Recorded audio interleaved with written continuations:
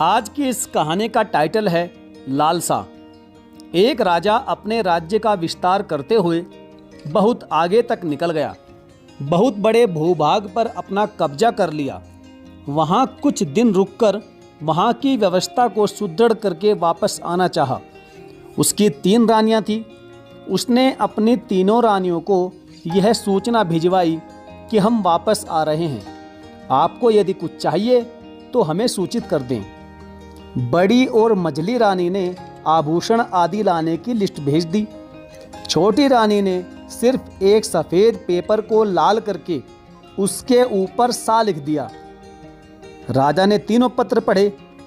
अब 2 पत्र तो राजा की समझ में आ गए, लेकिन तीसरा पत्र राजा की समझ में नहीं आया। राजा ने 2-3 बार पढ़ा, पर सा का मतलब क्या होता है यह समझ में बिल्कुल नहीं आया। पत्र अपने मंत्री को दे दिया। मंत्री ने भी 2-3 बार पढ़ा, पर उसकी भी समझ में कुछ नहीं आया। कहते हैं कि जब कोई बात समझ में ना आए तो परेशान ना हो, उसे 2-3 बार अर्थात बार बार पढ़ें। एकांत में बैठकर सोचें, रास्ता अपने आप ही निकल जाएगा। यही हुआ। मंत्री एकांत में बार बार सोचने लगा कि रानी साहिबा ने क्या लिखा है लाल करके, सा अर्थात लाल सा। ओह, तो यह लाल सा है, यानी इच्छा अर्थात राजा से मिलने की इच्छा मात्र है।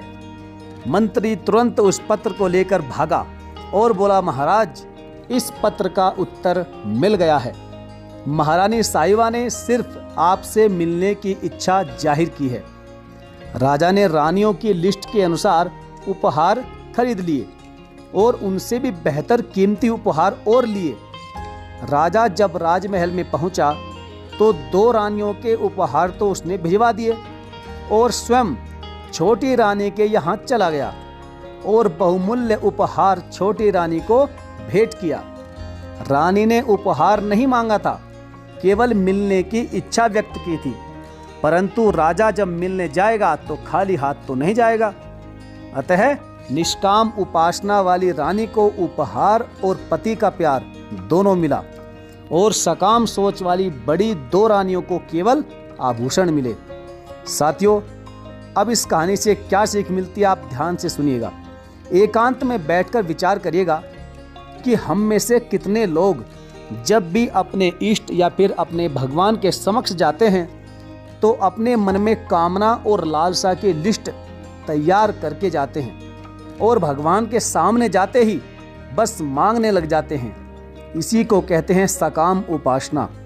ठीक इसके विपरीत यदि हम निष्काम उपासना करते हैं तो ईश्वर हमें वह सब कुछ देते हैं जो हम कभी उनसे मांगते भी नहीं।